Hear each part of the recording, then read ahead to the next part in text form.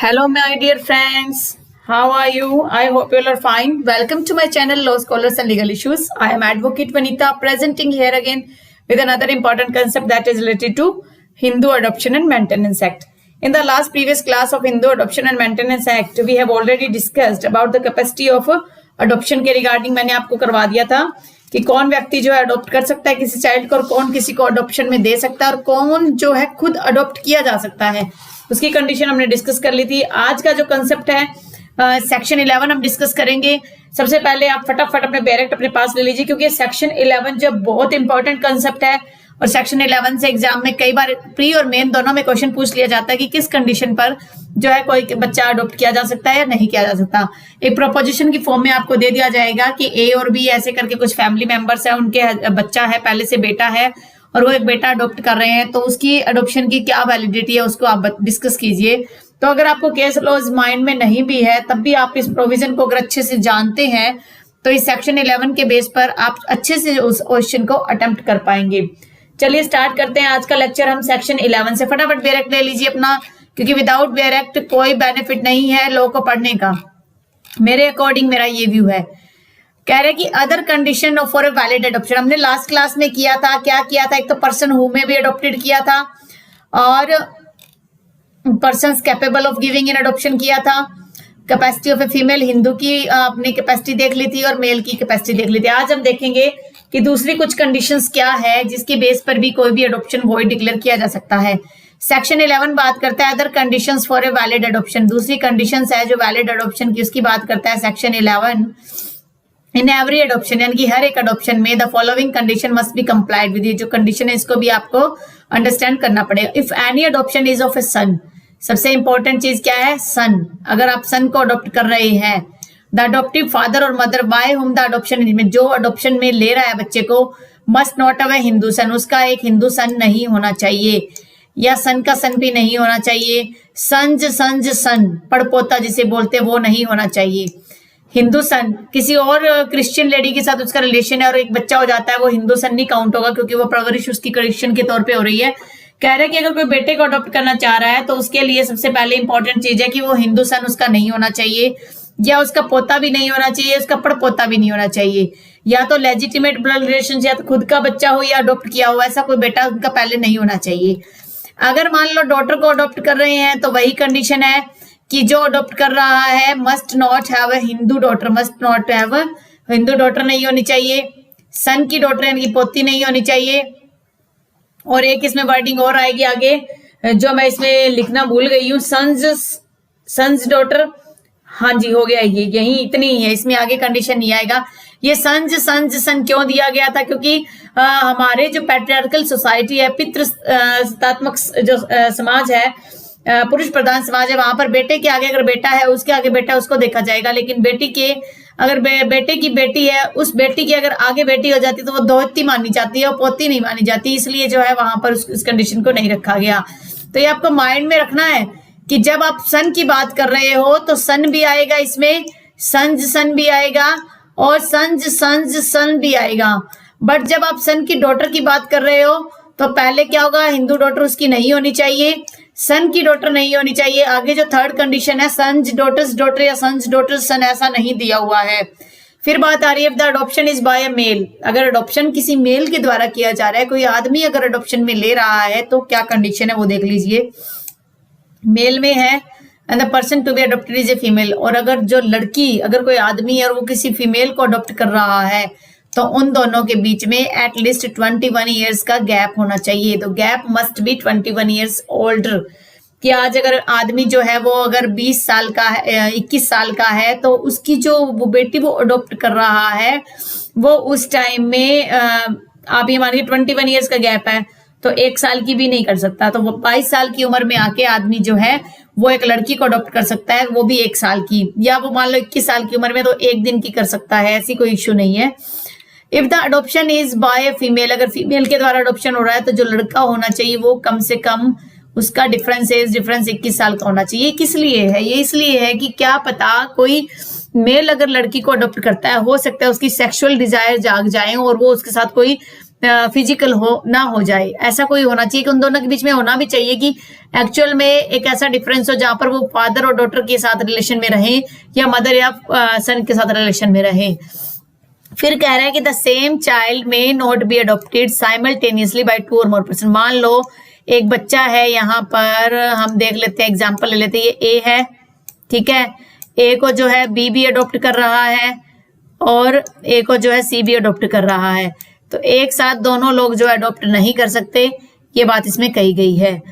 The child to be adopted must be actually given and taken in adoption by the parents or guardian concern, कि जो child है वो must be, वो दिया जाना चाहिए, एक्चुअल में उसके पेरेंट्स और गार्जियन जो है उसे देना चाहते हैं या अंडर देयर अथॉरिटी, अगर उनकी कोई अथॉरिटी है और इंटेंशन है ट्रांसफर करने की, the child from the family of its birth, जहां उसका बर्थ हुआ है वहां से।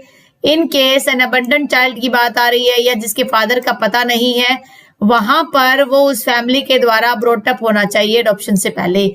यानी कि जो भी बच्चे को अडॉप्ट कर रहा है या तो एक्चुअली वो उसके फादर है, एक्चुअली उसकी मदर है, गार्जियन है और उनकी इंटेंशन है कि वो ट्रांसफर करना चाहते हैं अथॉरिटी।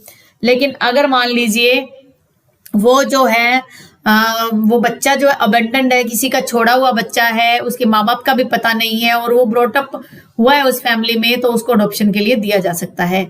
फिर ये प्रोवाइजो इंपॉर्टेंट है कि दैट द परफॉर्मेंस, पहले क्या होता था, दत्ता होमा करके एक ऐसी आप कह सकते हो एक राइट को फॉलो किया जाता था। राइट मतलब हमारा अधिकार नहीं, RITES, राइट्स की बात हो रही है कि एक ऐसी उसमें कस्टम को फॉलो किया जाता था कि एक होम वगैरह किया जाता था, हवन किया जाता था, उस टाइम में अडॉप्शन दिया जाता था। वो कंडीशन जो है अब कोई जरूरी नहीं है कि शैल नॉट बी एसेंशियल है, आवश्यक नहीं है।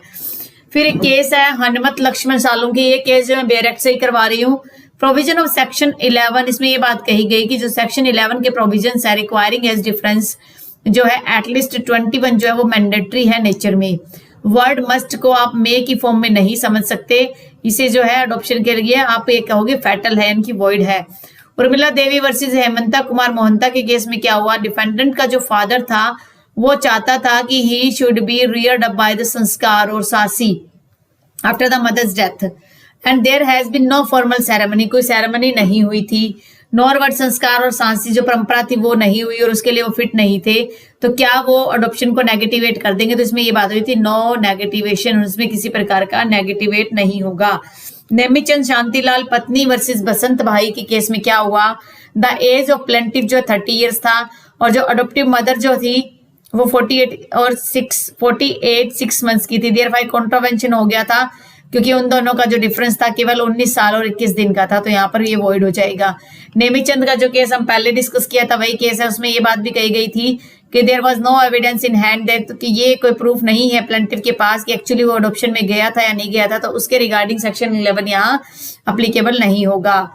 रघुनाथ बेहरा वर्सेस बालाराम बेहरा के केस में क्या हुआ, adoption was held not to have been taken place, adoption को ढंग से नहीं किया गया। Deed of adoption neither any deed of gift or acceptance, ऐसा कुछ भी एग्जीक्यूट नहीं किया, रजिस्टर्ड नहीं किया, नॉर डीड ऑफ एक्नॉलेजमेंट, ना ही डीड ऑफ एक्नॉलेजमेंट की गई। तो ये बात कही गई कि ये अडॉप्शन जो है इसको ये नहीं कह सकते कि उसकी सेंस में लीगल अडॉप्शन नहीं होगा, कि अगर आपने रजिस्टर्ड नहीं किया तब भी आप उसको लीगल सेंस में ये नहीं कह सकते कि अडॉप्शन नहीं है। It is not a substitute for actual giving और टेकिंग, की मान लो कोई देना चाह रहा है, इंटेंशन है कि अडॉप्शन में देना और कोई अडॉप्ट करना चाह रहा है, तो उसके लिए कह रहा है कि एक्चुअल में गिविंग और टेकिंग के लिए ये रिक्वायर्ड नहीं है कि एग्जीक्यूशन होना चाहिए, रजिस्टर्ड होना चाहिए।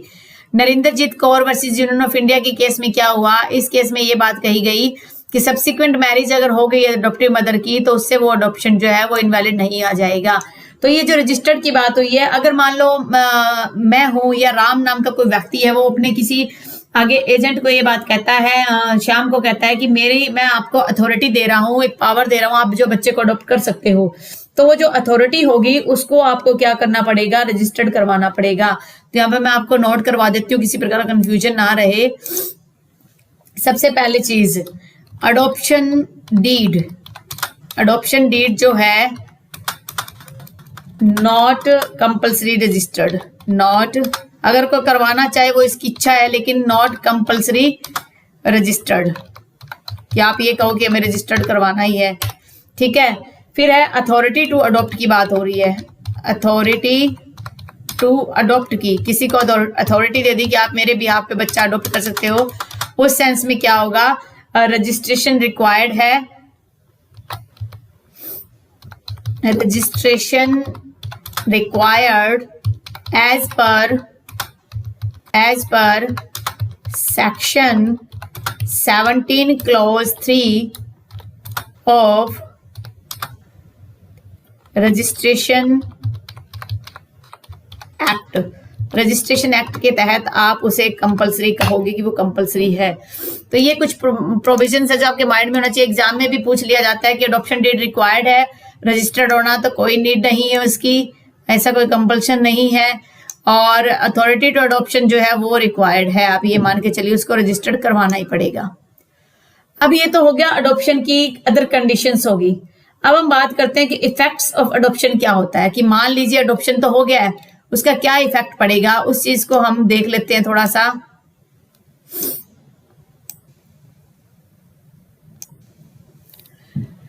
एन अडॉप्टेड चाइल्ड, सबसे पहले चीज इफेक्ट ऑफ अडॉप्शन क्या होता है, देखिए एन अडॉप्टेड चाइल्ड, जिस बच्चे को अडॉप्ट किया गया है, shall be deemed to be the child of his or adoptive father और मदर। वो चाइल्ड ये माना जाएगा कि वो अपने अडॉप्टेड फादर और मदर का बेटा है। किस सेंस में, for all purposes with effect from the date of the adoption. जिस दिन मान लो आज 12 तारीख हुई है, 12 फरवरी को अगर अडॉप्शन हुआ है, तो उस दिन से लेके उस बच्चे के अपने उन अडॉप्टिव फादर और मदर की प्रॉपर्टी है या अदर कोई एक्ट है उनमें प्रॉपरली एक हिस्सेदारी हो जाएगी। And from such date all the ties of the child, अब जो है उसी तारीख से बच्चे का हर एक अधिकार जो है उसी हिसाब से जुड़ जाएगा जिस हिसाब से बर्थ के टाइम था, ठीक है। पर कह रहे हैं कि हिज और her birth shall be deemed to be severe, और उसके बर्थ के टाइम जो उसके रिलेशन थे उससे वो अलग हो जाएगा। एंड रिप्लेस बाय दोज, और अब वो सारे रिलेशन जो है वो अडॉप्टिव फैमिली में चले जाएंगे। फिर प्रोवाइजो क्या कहता है, प्रोवाइजो बहुत इंपॉर्टेंट है। The child can not marry any person whom he or she could not have married if he or had continued in the family। कह रहे हैं मान लो राम ने एक बेटा अडॉप्ट किया, उसकी पहले बेटी थी, कल को वो बेटा कहे कि मुझे इस बेटी से शादी करनी है, तो वो किसी भी सेंस में नहीं कर सकता। तो इसे आप जो है ये कह सकते हो कि नो मैरिज, वो जो है उस फैमिली में मैरिज नहीं कर सकता। तो आप नो मैरिज कर सकते हो यहाँ पर कि नो मैरिज उस फैमिली से, अडॉप्टेड फैमिली से किसी प्रकार की मैरिज नहीं कर पाएगा। फिर any property which vested in the adopted child before the adoption shall continue to vest in such. मान लो अडॉप्शन से पहले जो भी कोई प्रॉपर्टी अडॉप्टेड चाइल्ड को मिलने वाली थी, शैल कंटिन्यू टू वेस्ट, तो वो प्रॉपर्टी उसको मिलेगी सब्जेक्ट टू ऑब्लिगेशन, और जो कर्तव्य उसको निभाने पड़ेंगे बेटे के तौर पर वो भी उसको निभाना होगा। इफ एनी, अगर कोई उसके साथ अटैचमेंट है, ऑनरशिप ऑफ सच प्रॉपर्टी की कोई ऑनरशिप है वो उसके साथ रहेगी, including the obligation to maintain relatives in the family of his और हर बर्थ। कह रहा है कि अगर अडॉप्शन से पहले उसको कुछ प्रॉपर्टी मिली थी, मान लीजिए राम ने बच्चा अडॉप्ट किया, बच्चा जो था श्याम था, उसको अडॉप्ट करने में श्याम के जो एक्चुअल में जो पेरेंट्स थे उन्होंने उसके नाम कुछ प्रॉपर्टी कर ली थी और ये कहा था कि फ्यूचर में उस प्रॉपर्टी के बदले वो हमारी सेवा भी करेगा, हमारा खर्चा निकालेगा। कह रहे वो ऑब्लिगेशन भी उसे अगर निकालने पड़ेंगे, अगर अडॉप्शन से पहले उसको कुछ राइट्स मिल गए हैं तो वो ऑब्लिगेशन भी वो परफॉर्म करेगा।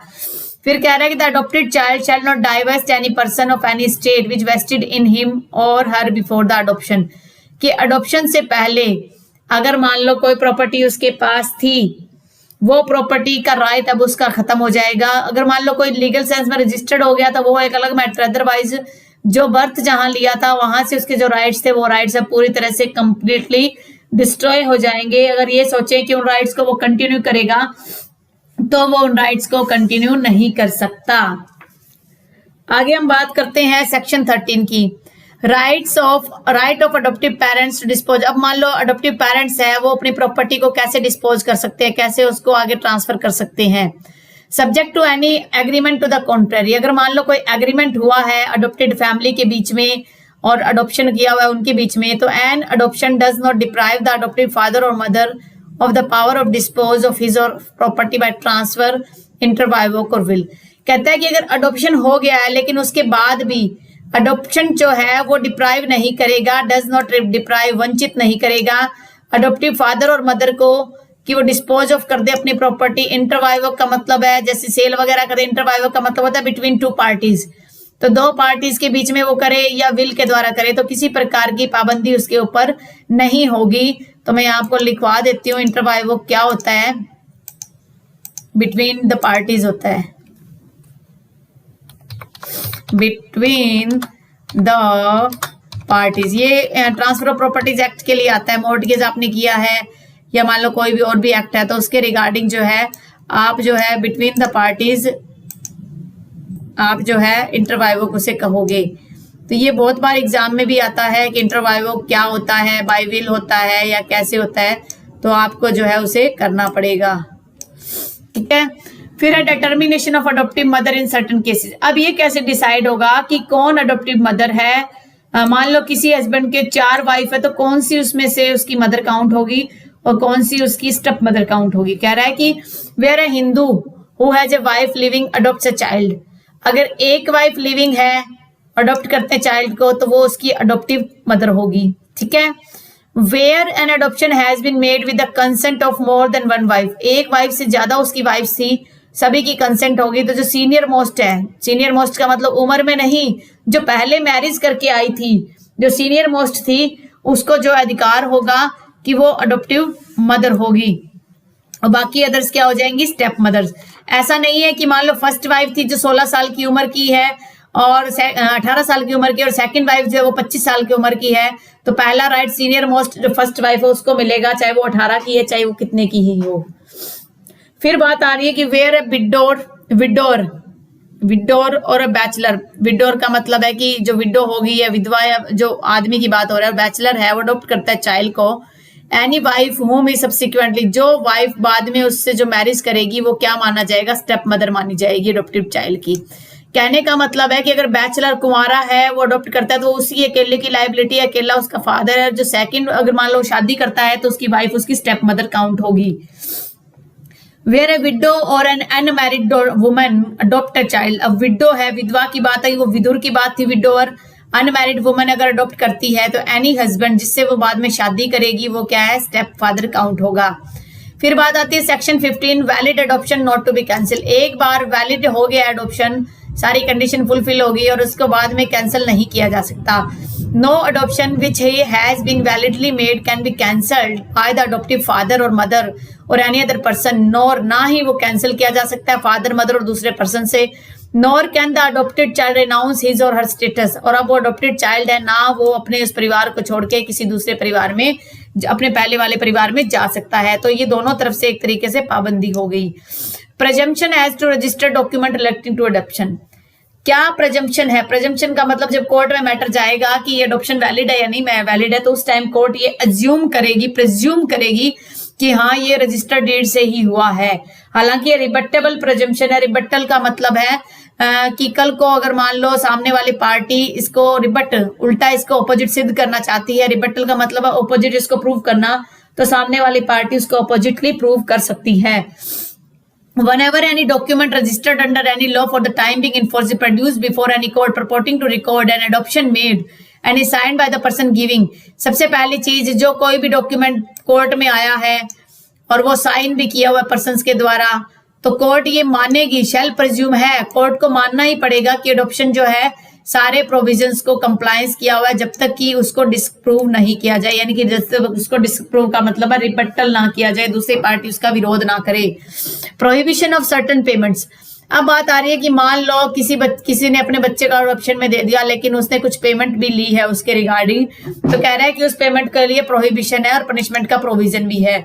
Section 17 of Hindu adoption and maintenance act says that no person shall receive, ना तो कोई व्यक्ति रिसीव लेगा कुछ पेमेंट, एग्री टू रिसीव या आगे पेमेंट लूंगा मैं, ऐसी पेमेंट की बात करता है, कोई पेमेंट की बात हो रही है, कोई रिवार्ड की बात हो रही है, कोई प्राइज वगैरह देने की बात हो रही है in consideration of the adoption के लिए। नो पर्सन शैल मेक और गिव और एग्री टू मेक और गिव और एनी अदर पर्सन पेमेंट, कोई ना ही कोई व्यक्ति ना तो किसी को पेमेंट करेगा ना कोई पेमेंट लेगा। ये सिंपल सी बात इसमें कही गई है, ज्यादा डिटेल में जाने की जरूरत भी नहीं है। अगर कोई भी व्यक्ति कॉन्ट्रावेंशन विरोध करता है सबसेक्शन 1 का तो उसे जो है 6 महीने की सजा, फाइन और दोनों दिया जा सकता है। फाइन अभी तक कुछ डिसाइड नहीं है, इसमें कोर्ट अपने हिसाब से दे सकती है। No prosecution under this section shall be instituted without the previous sanction. अगर मान लो अडॉप्शन के रिगार्डिंग कोई भी अगर किसी के खिलाफ केस चलाना है तो सबसे पहले क्या लेना पड़ेगा, प्रीवियस सैंक्शन लेनी पड़ेगी गवर्नमेंट की, और एक ऐसे बंदे की सैंक्शन लेनी पड़ेगी जो गवर्नमेंट के द्वारा ऑथोराइज्ड है। जुपुडी वेंकटा विजय भास्करा वर्सेस जुपुडी केशव राव के केस में कोर्ट ने कहा कि section 7 of the act been enacted by the legislature with the view to prevent trafficking of child. Section 7 का उद्देश्य है कि बच्चों को ट्रैफिकिंग ना किया जाए, बेचा ना जाए। Where a major had agreed, जहां एक मेजर 18 साल से बड़ा सहमत हो जाता है और कंसिडरेशन लेता है कुछ फैमिली से, किसी से, और अडॉप्शन में देता है, तो not to set up any claim certain. और मान लो कोई कहता है कि मैंने इसको पैसे देके ये लिया था बच्चा, कल को वो उस बेस पर कोर्ट में क्लेम नहीं कर सकता। The defendant could not be set, और जो उसकी सामने वाली पार्टी है, डिफेंडेंट है जो डिफेंड कर रहा है केस को, वो भी ये नहीं कह सकता कि एनी रिवार्ड जो उसको दिया गया था और प्लेंटिफ को, तो वो सारा का सारा जो है इसके अंदर नहीं आएगा। कहने का मतलब है कि अगर डिफेंडेंट कह देता है किसी प्रकार का रिवार्ड नहीं लिया तो प्लेंटिफ जो इस सेक्शन के तहत डीम्ड नहीं होगा। तो ये तो हो गया हमारे सेक्शन 7 तक कंप्लीट। कल की क्लास में हम करेंगे मेंटेनेंस के लिए सेक्शन 18 से लेकर जो लास्ट तक है। कोशिश करूंगी मैं पूरा नेक्स्ट लेक्चर में कवर करवा दूं, जिससे हमारा Hindu adoption and maintenance act complete हो जाएगा नेक्स्ट क्लास में। और फिर हम हिंदू सक्सेशन एक्ट को स्टार्ट करेंगे, जिस पर काफी मेरे अकॉर्डिंग 5-6 लेक्चर बनेंगे, और मैं फास्टली करवा रही हूँ इसलिए 5-6 लेक्चर में हिंदू सक्सेशन एक्ट तक हो जाएगा। अदरवाइज हिंदू सक्सेशन एक्ट काफी बड़ा एक्ट है। मैं कोशिश करूंगी कि मेरे जो हैंड रिटन नोट्स हैं उनसे मैं हिंदू सक्सेशन एक्ट आपको करवाऊं। और बाकी तो देखिए पहले का कुछ भी नहीं कहा जा सकता। जिस दिन आपके लिए वो वीडियो बनेगा उस दिन देखा जाएगा कि क्या हैंड रिटन नोट्स यूज हुए हैं या टाइप नोट्स यूज हुए हैं। जो मुझे ठीक लगेगा, जो मुझे आपके लिए सुटेबल लगेगा, मैं उसी तरह से आपके लिए हिंदू सक्सेशन एक्ट के नोट क्रिएट करूंगी, और जो आपके लिए बेनिफिशियल होगा एग्जाम के लिए। आई होप आपको आज का लेक्चर अच्छा लगा हो, आपने आज का लेक्चर एंजॉय किया हो। अगर आपको आज का लेक्चर अच्छा लगा और आपने आज के लेक्चर को एंजॉय किया है तो आप मेरे वीडियो को लाइक कर दीजिए फटाफट से। और अगर आप मेरे चैनल पे न्यू हो और आपको लगता है कि ऐसे वीडियोस फर्दर आपको काफी हेल्पफुल हो सकते हैं तो आप मेरे चैनल को सब्सक्राइब कर दीजिए और रिवीजन भी करते रहिए। और अभी भी जितना हो सके कम से कम आप बाहर जाने का प्रयास कीजिए, क्योंकि जितना आपको रिक्वायर्ड उतना ही आप बाहर जाइए। टाइम की सेविंग कीजिए। Stay home, stay safe, stay healthy. Thank you for watching. Have a nice day.